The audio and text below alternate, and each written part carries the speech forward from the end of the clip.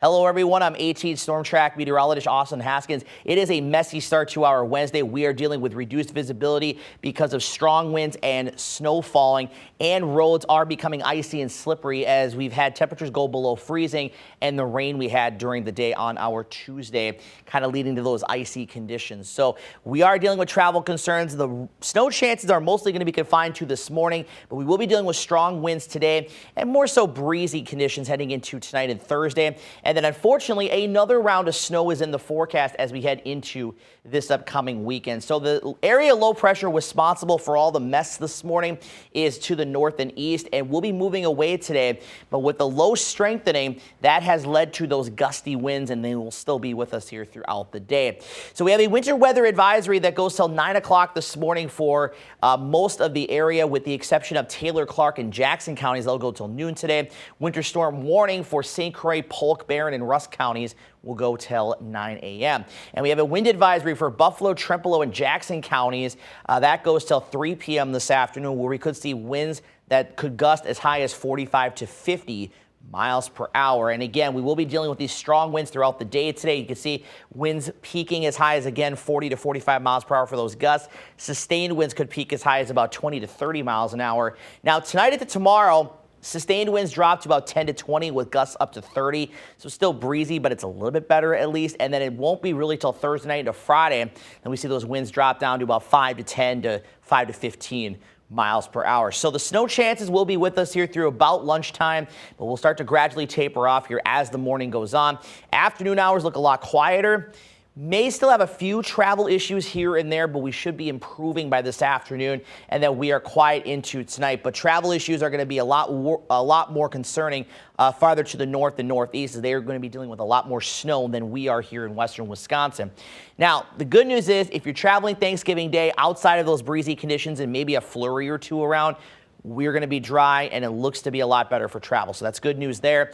Thursday night into Friday, same story. We're going to stay dry, and we are going to be quiet as well. So those going Black Friday shopping will definitely want to dress warmer because it's going to be a little cold Friday morning. We'll be down in the teens, but we will be dry at least. But Friday night, especially mid to late evening and overnight, we are tracking yet another chance for snow in the forecast, which we'll talk about here coming up.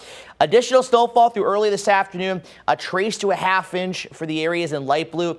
This other shade of blue, about a ½ inch to an inch, but there could be a few pockets of 1 to 2 inches, maybe 2 inches or so in the northeastern parts of Rusk and Taylor counties, with, of course, much higher totals as you go farther north and east. So looking at the winter impacts graphic here, this is from the Weather Prediction Center's Winter Storm Severity Index for today. Again, snow this morning and those strong winds reducing the visibility with the icy and snowy roads around. Again, we're down in the slick spots category, but I can't rule out other spots being in that covered category, which is the yellow you see there. And then if you look across the state, you can see the worst conditions are going to be over by Green Bay and Milwaukee, Rhinelander, Hayward, Ashland, and even high to major impacts around Ironwood and Hurley because of the lake effect snow, where some spots there, when this is all said and done by Friday, could see upwards of 3 feet of snow in some localized areas.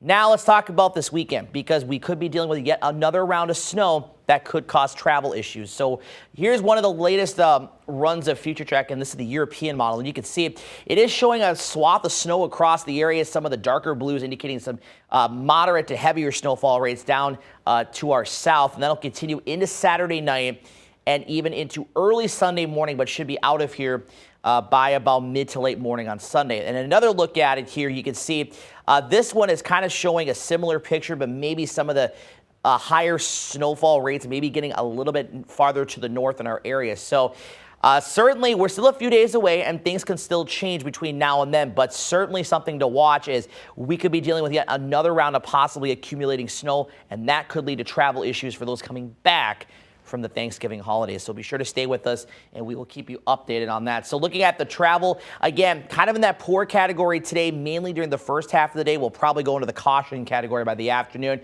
Thursday and Friday look pretty good. Saturday is going to be poor, although depending on how the system tracks, it could be a little bit to the left or to the right there. And then on Sunday, we're kind of in the middle. It just depends on how things play out Saturday and how fast the system clears the area. So we'll be around 30 degrees today, and then 20s, mid to upper 20s for Thursday, Friday, and Saturday. And then we're turning much colder Sunday into early next week with highs in the teens on Monday and Tuesday and lows near or even a little bit below 0.